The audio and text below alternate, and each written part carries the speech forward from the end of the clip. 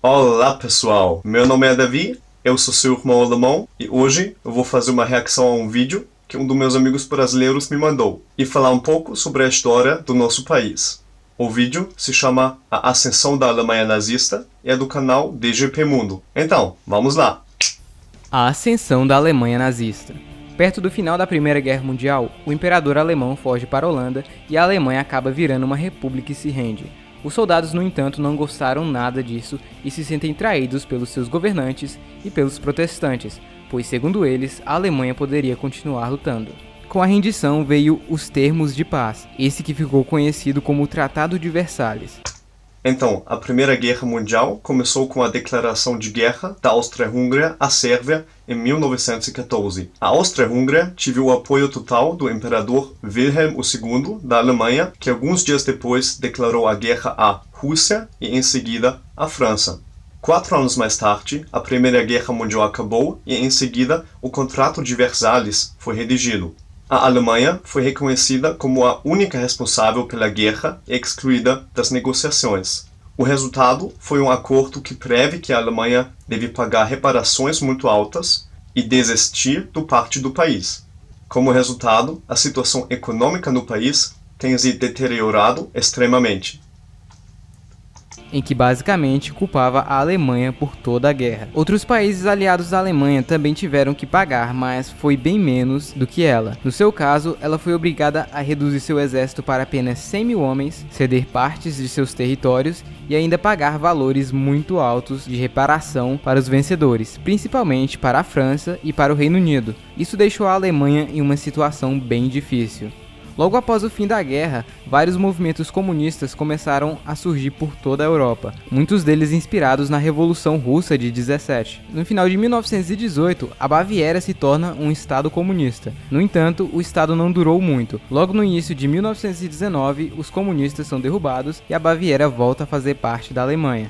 Porém, o governo estava com medo de algo do tipo acontecer de novo. Então eles contratam um ex-soldado austríaco que lutou na Primeira Guerra Mundial e agora estava desempregado para espionar possíveis partidos que pudessem ser ameaças à Alemanha. Quem era esse soldado?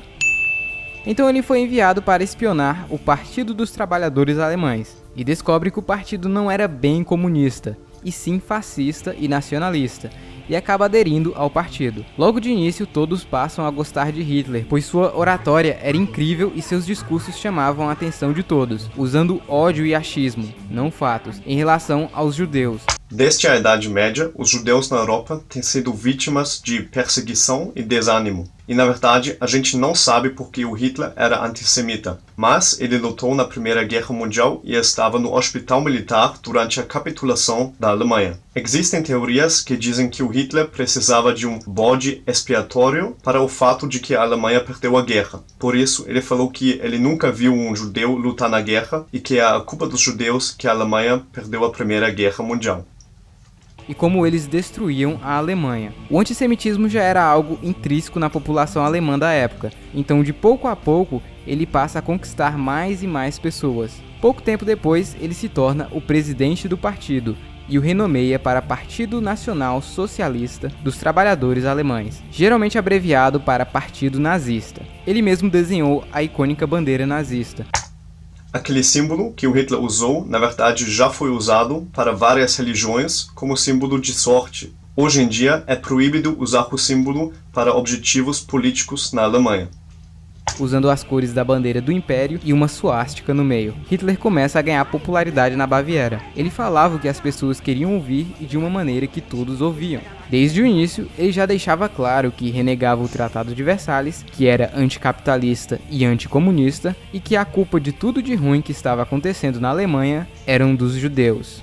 O partido nazista tinha uma espécie de exército particular, ou milícia, chamada de Sturmabteilung, ou SA, que era formada por ex-soldados desempregados. A SA foi ganhando cada vez mais adeptos com o passar do tempo. A nova República de Weimar não era muito inteligente, e como ela não estava conseguindo dinheiro para pagar as dívidas de guerra, ela teve uma ideia genial: imprimir dinheiro.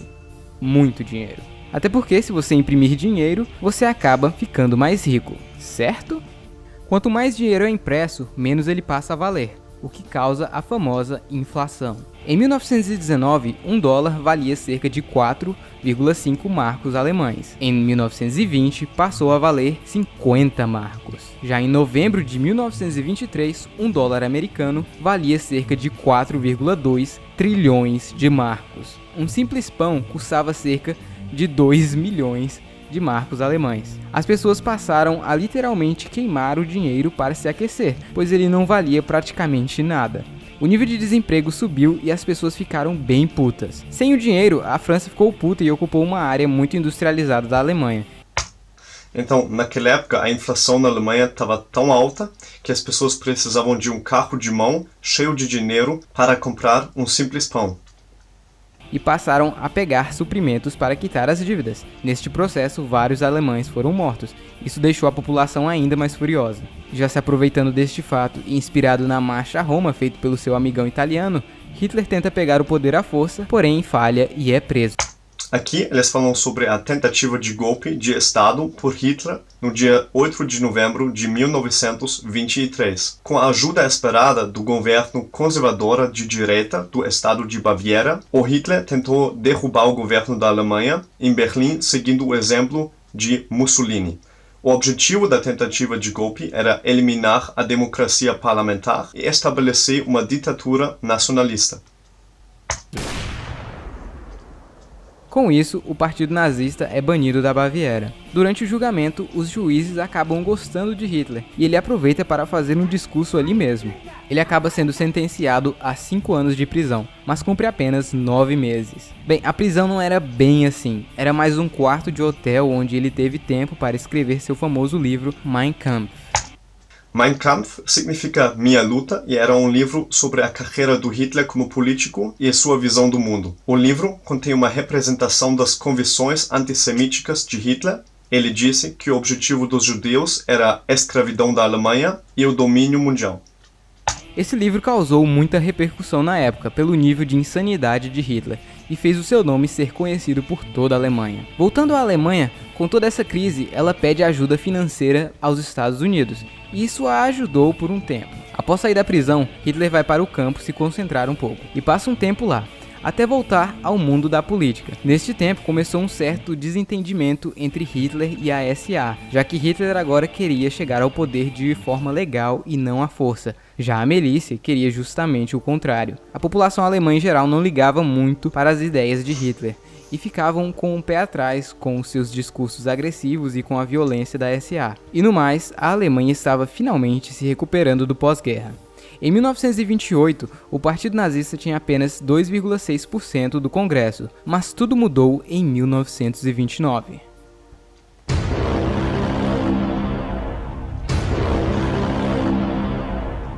Com a Grande Depressão, os Estados Unidos não podiam mais ajudar a Alemanha. Além disso, eles queriam seu dinheiro de volta. Isso novamente causou uma nova crise econômica na Alemanha, que ainda estava se recuperando. O desemprego aumentou drasticamente e a população sabia que a democracia não estava funcionando. Com isso, os nazistas e os comunistas começaram a ganhar mais força no país inteiro. Já em 1932, o Partido Nazista havia se tornado o maior da Alemanha. Os nacionalistas também manipularam as eleições. Eles atacaram os opositores políticos e praticamente toda a oposição política foi cada vez mais suprimida. Hitler estava extremamente popular e praticamente todos o conheciam, então ele tenta a presidência da Alemanha. Porém, ele acaba perdendo para o popular e herói nacional Hindenburg. Como Hitler não consegue o cargo da presidência, ele tenta o da chancelaria, que era o segundo mais importante. Bem, Hindenburg não gosta muito da ideia não, ele sabia que Hitler era radical demais. Então esse cara, Franz von Papen, que seria o próximo chanceler, acaba dando uma ideia genial para o Hindenburg. E se a gente transformasse o Hitler em chanceler, para que assim ele e seu partido fiquem quietos? A ideia era nomear Hitler como chanceler para poder controlá-lo e monitorá-lo. Infelizmente, como sabemos, essa ideia não funcionou. Assim, você me transforma em vice-chanceler e podemos controlar o Hitler e seu partidozinho. O que pode dar errado? Então, em janeiro de 1933, Hitler se transforma no chanceler da Alemanha. Porém, ele ainda não era um ditador. Em fevereiro, o parlamento da Reichstag foi incendiado. O culpado foi um holandês comunista. Mas alguns historiadores suspeitam que foram os próprios nazistas que fizeram isso. Marinus foi condenado à morte e os nazistas culparam os comunistas. A probabilidade de que os nacionalistas tenham participado do incêndio é muito alta. Eles usaram as circunstâncias para legalizar a perseguição de adversários políticos depois disso. Isso acabou deixando a população apreensiva novamente. Com isso, Hitler fez o presidente assinar uma lei com urgência para que ele tivesse poderes suficientes para mandar prender todos os comunistas e políticos opositores que poderiam ser uma possível ameaça à Alemanha. Com a nova lei, Hitler se livra de quase todos os seus obstáculos, prendendo os comunistas e os políticos opositores. Isso anulou os direitos básicos da Constituição de Weimar e abriu o caminho para a perseguição legalizada dos opositores políticos da NSDAP. Nas próximas semanas, mais que 10 mil membros da oposição foram deportados para campos de concentração e eliminados. Além dos jornalistas que eram contra ele, todos foram presos ou mandados para os campos de concentração em Dachau. Mas Hitler ainda tinha alguns problemas a resolver. Seu velho amigo Ernst Röhm, chefe da SA, queria que a SA fosse o principal exército. Isso deixou o exército alemão Wehrmacht não muito satisfeito. Hitler sabia que precisava do apoio do bem treinado exército mais do que a bagunçada SA, e isso deixou Ernst furioso. Hitler também tinha criado a SS, que assim como a SA, era uma espécie de exército particular, só que bem mais treinado e só com profissionais. Com isso, Hitler planeja acabar com todos os seus obstáculos em uma só noite.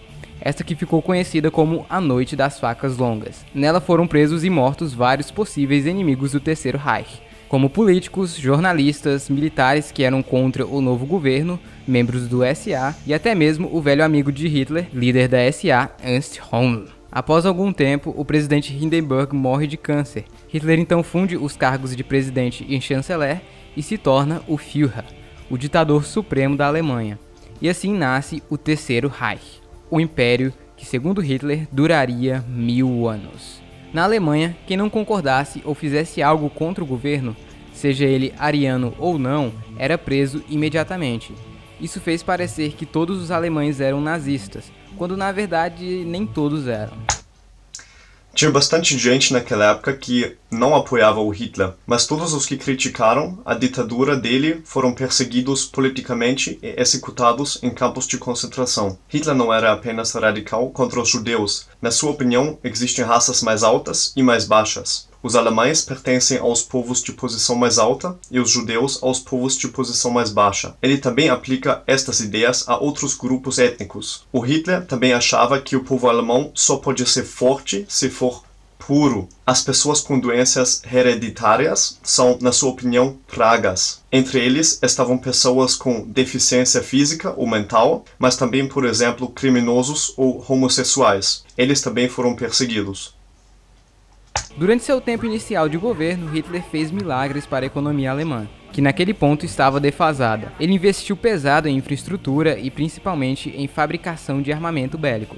Isso trouxe o emprego de volta ao povo alemão. Em pouco tempo, a Alemanha tinha saído de uma grave crise e se tornado uma superpotência novamente. O povo alemão estava feliz como nunca antes. Hitler era visto como um herói nacional, o salvador daquele país. Enquanto isso, judeus e ciganos que estavam na Alemanha há anos foram cada vez mais perdendo seus direitos. Com o passar do tempo, os judeus que tinham condições acabam indo para outros países. Já os que permaneceram lá tiveram um destino cruel. A partir de 1938, todos os judeus, ciganos e outras minorias foram mandados para campos de concentração, onde trabalhavam até a morte em condições subhumanas. Alguns eram submetidos a experiências médicas cruéis, até que chegou um ponto em que eles passaram a exterminar todos em massa, em câmeras de gás. Essa que ficou conhecida como solução final. Esse provavelmente é a pior parte da história da Alemanha. Eu fui em um campo de concentração com a escola e era muito triste ver como os nazistas trataram os judeus naquela época. Por isso, é muito importante que a gente fale sobre a história do nosso país e não esconder nada. Hitler, com toda a sua ambição e loucura, fez com que a grande Alemanha começasse a se expandir e anexar territórios, levando o mundo para mais um conflito global, que nunca será esquecido.